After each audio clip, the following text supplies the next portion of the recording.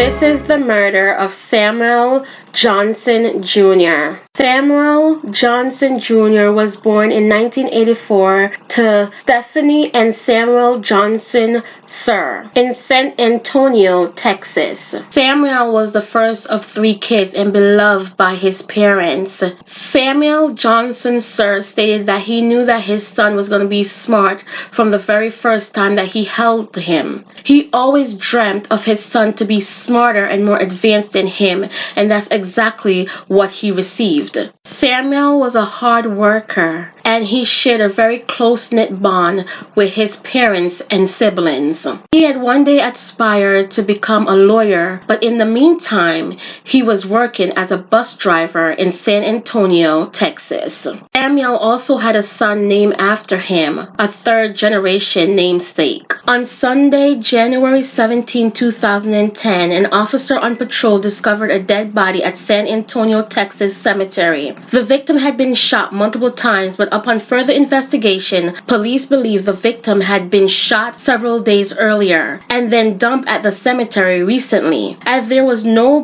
blood or shell casing at the graveyard. An autopsy showed a gunshot wound to the head, 2 gunshot wounds to the hands and arms, which indicates defensive wound, 3 gunshots to the torso, and a head wound. There was no identification on the victim, but a recent missing person report for Sam Johnson Jr. matched the body. Johnson Jr. had been reported missing by his parents on January 13th. The family also told police Johnson's car was missing. It was later discovered about 40 miles from the cemetery. No prints were found in the car. It had been wiped clean. There were, however, bloodstains in the trunk. As police talked to Johnson Jr. family, they learned more about his relationship with the mother of his child. Johnson Jr. and Vanessa Cameron met in February 2007 as he worked at a gym where she was a customer. The two began dating, and by 2008, they had a son together. That child became his reason for getting up in the morning, his reason for breathing, said Samuel Johnson Sr. I saw my son grow into a man, and I've never been more proud of him. In April 2009, there was a fire in the home Johnson Jr. and Cameron shared. Cameron received nearly $300,000 in insurance money for the damages, and the family moved in with Cameron's sister and her boyfriend. There was an argument, though, when Cameron wouldn't give Johnson Jr. any of the insurance money, and the couple decided to end their relationship. Johnson Jr. then found love again with a woman named Erica Hinton Bridgeford. The two got engaged, and at the end of November 2009, just months before his murder, the couple found out they were expecting a child. Cameron and Erica were 2 of the last people to see Samuel alive, making them person of interest to the police. Erica told officers that Samuel had dropped Cameron and their son off at the airport so she could visit friends in Mississippi just days before his death. But Erica also told police that Cameron had finally agreed to leave Samuel Jr.'s share of the insurance money with her sister Susan Sutton. Samuel told Erica he was going to pick up the money and head to work, but he was never seen again. A woman soon called officers to report a weird phone call she received from her daughter, Adrienne Mostes, when Cameron had just visited Mississippi. Adrienne then spoke to police about the series of strange phone conversations Cameron had while on the visit, including one with her sister boyfriend, BJ Brown. She called me back in the bathroom and said, "Girl, I think that they accidentally killed Sam," Adriana said, a former friend of Cameron. And I said, "They?" And she said, "Yeah, BJ and Susan, Cameron's sister." Cameron and Adrienne had fallen out soon after the call, and Adrienne said Cameron came home from her trip earlier on January 17, the day Samuel's body was found. With the heat on Cameron and her sister Susan Sutton, police asked both to come in for an interview. Cameron immediately tried to put the suspicion on Samuel's fiancée, pregnant Erica Hinton Bridgeford. There was going to be no relationship, Cameron told police during the interview. He said said he's going to break up with her. I mean, if we have to put it out there, I think she has something to do with this. I think she is obsessed with Sam. But when police pressed Cameron on the call she took in Mississippi, Cameron then pointed the finger at her own sister. She said that he was dead, Cameron said during the police interview, and I tried to hold it together, and I was just like, what did y'all do? Because it was just too much. Susan Sutton, who had denied knowing anything and left the police interview, later came back, and this time she was ready to confess. She's evil, Susan said during the police interview. She's been evil since we were little kids. She used me every day of my life. The fire happened. Vanessa started it. She was trying to set the fire in the trash can. Susan told police that Cameron spent most of the fire money insurance in 8 months.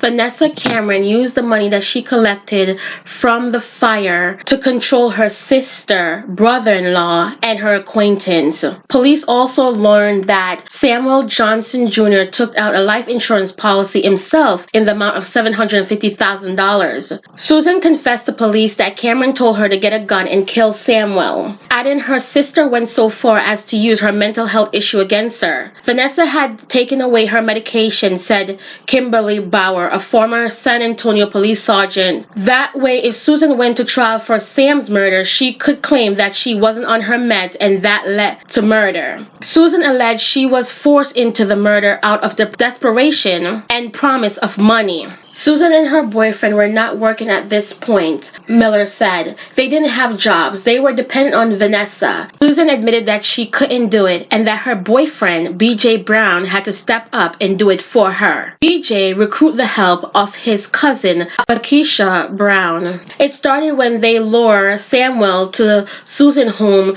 to get his share of the fire insurance money. Susan stated that they first beat up Samuel, ordered him to a ranch, and then murdered him. When questioned by police, Lakeisha Brown admitted that they handcuffed Samuel, tied rope around his feet, put duct tapes over his mouth, and drove him in the trunk of his car to the ranch. Sam begged for his life, she stated, and actually asked why. The response was, because this is what Vanessa wanted. Lakeisha Brown told police her cousin BJ was the one who shot Johnson Jr. She took police to the ranch where she claimed it happened, where they found shell casing, a barbecue with burnt clothes in it, handcuffs, and a rope, verifying her story. BJ Brown, however, denied any involvement. Faced with confession from others, Cameron told police that what happened to her ex-boyfriend was basically an assisted suicide. She changed her story and said yes, she did have him killed, but she did it because he wanted to be killed. Jay Brandon, the prosecutor at the time, stated that he had taken out a large life insurance policy and he wanted her and the baby to have that, and he didn't have the nerve to kill himself. But the jury didn't buy Vanessa Cameron's story.